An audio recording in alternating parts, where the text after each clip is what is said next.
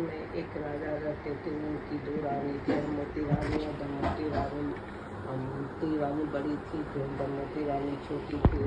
रहते थे तो एक दिन राजा का मन हुआ कि शिकार खेलने बन को जाएंगे, तो माई और राजा शिकार खेलने बन के गए। बारात जो है तो बहुत दूर ले गया जंगल में ले जाके, तो राजा बारात चला गया। तो राजा को बहुत जोर प्यास लगी, तो नाई से बोले, नाई यहाँ कहीं कुछ है सो पानी ले आओ। तो नाई गई पानी लेने गया, तो वहाँ इंद्र की परी सब गड़ा ले रही थी।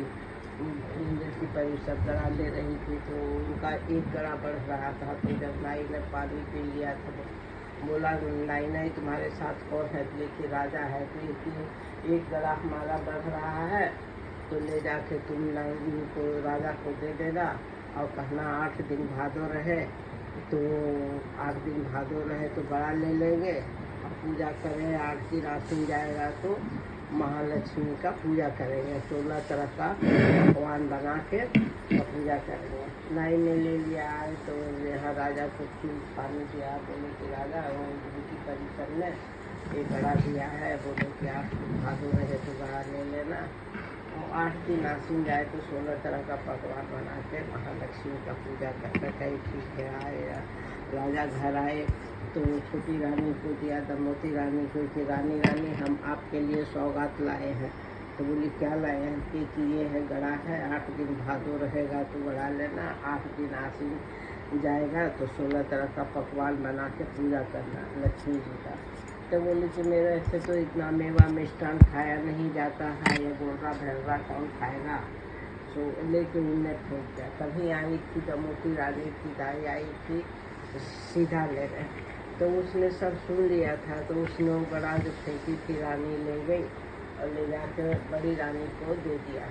बड़ी रानी को दिया, कहीं कि रानी राजा लाए तो सवा छोटी दारी ने फेंक दिया, ये गड़ा है, 8 दिन भादो रहेगा तो गड़ा ले लेना, 8 दिन आसिन जाएगा तो 16 तरह का पकवान बना के पूजा करना। कहीं ठीक है रहते। तो वो आसिन आया तो रानी जो है तो जैसे 8 दिन भादो गड़ा लेने के लिए तो जब गड़ा लेने लगी तो पूजा का सब घर द्वार बढ़िया से साफ सुथरा किया।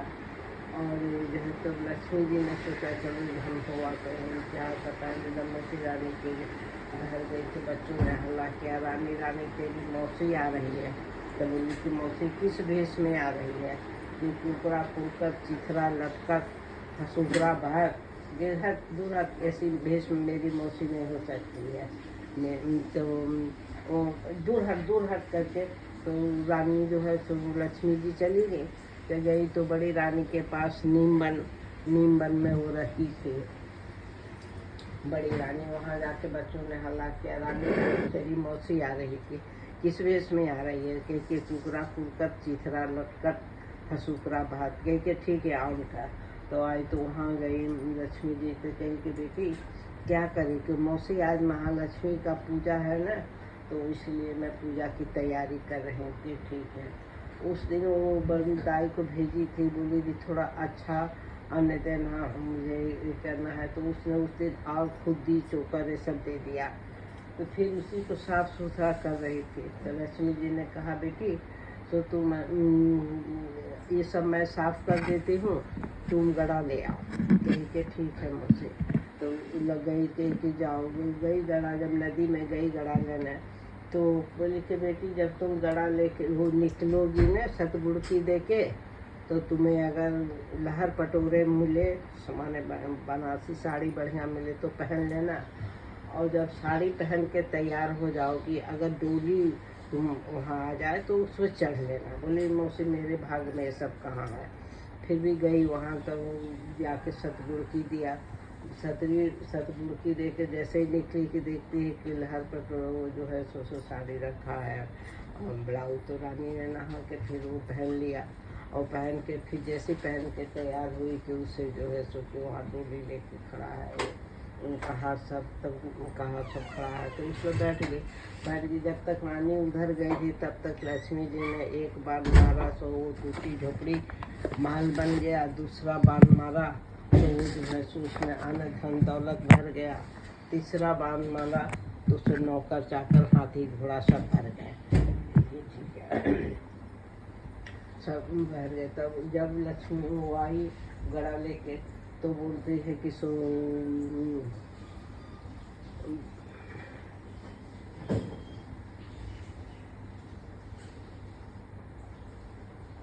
मौसी मौसी तेरा मेरी झोपड़ी कहाँ है, मेरी तो कुटिया के क्या बेटी में वो महल बन गया था, ऊपर से देख रही छत पर से कि बेटी यही तुम्हारा घर है, आओ तुम।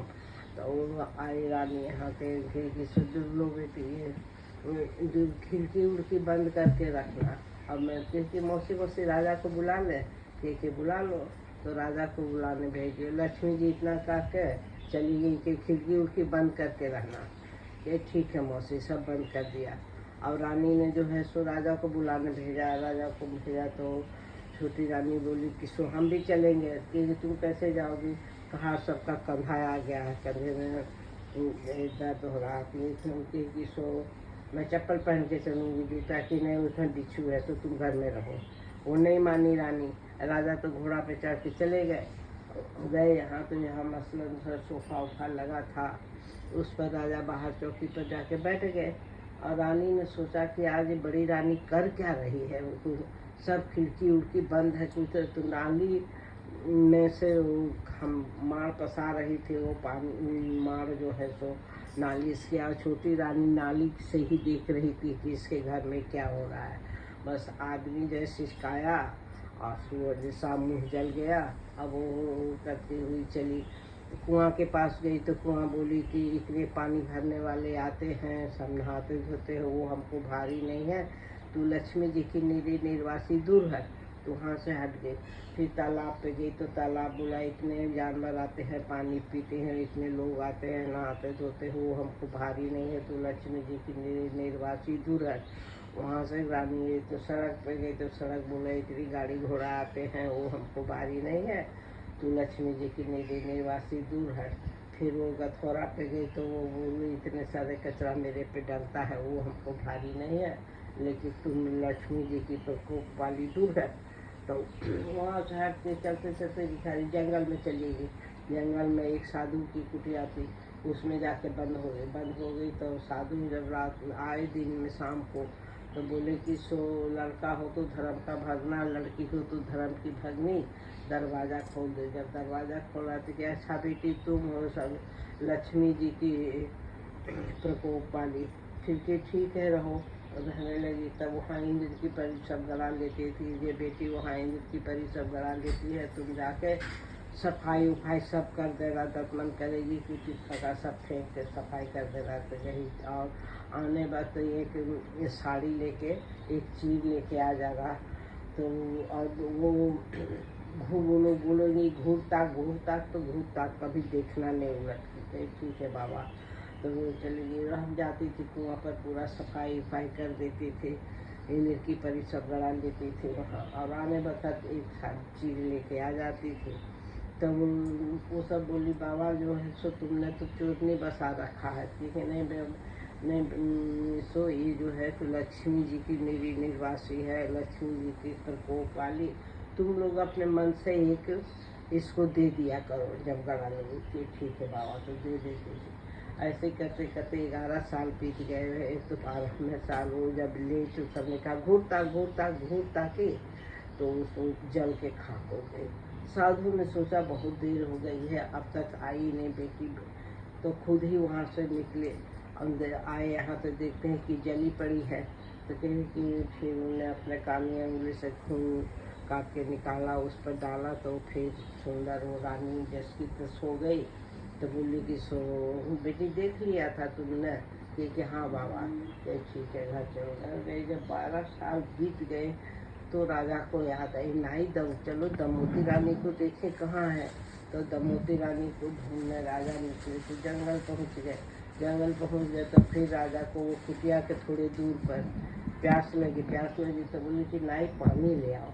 जब नाई पानी लेने गया वहाँ मांगा तो दमोती रानी ने पानी दिया। पानी पी के राजा बोले कि नाई ये पानी जो है दमोती रानी के हाथ का लगता है, क्योंकि हाँ महाराजा रुक जाते हैं। वहाँ रुके। तब तक इधर देखा साधु आया तो बोली कि बाबा एक राजा आए हैं, तो उनका न्योता कर ले। तो कि हाँ बेटी कर लो न्योता। तब न्योता कर लिया तो कढ़ी चावल सब सब्जी उब्जी बनाया। और जितने बार खाना परोसी, जब पहली बार आई थी तो नाई ने उनके पैर में कढ़ी का छींटा मार दिया था। और जितने बार खाना परसती थी उतने बार जो है सो साड़ी बदल के आते थे। तो जब नाई और राजा निकले तो बोले कि सो छोटी सी कुटिया है लेकिन कितने बरन हैं इसमें। तब नाई ने कहा नहीं महाराज एक ही बरन है, वो जो है सो मैंने पहली बार आई थी तो कढ़ी का छींटा मार दिया था, और जब आती थी तो मैं देख लेता था। देखिए खाना बहुत स्वादिष्ट दमोती रानी के हाथ का है। कि हाँ महाराज वही है, कि विदा मांग लो।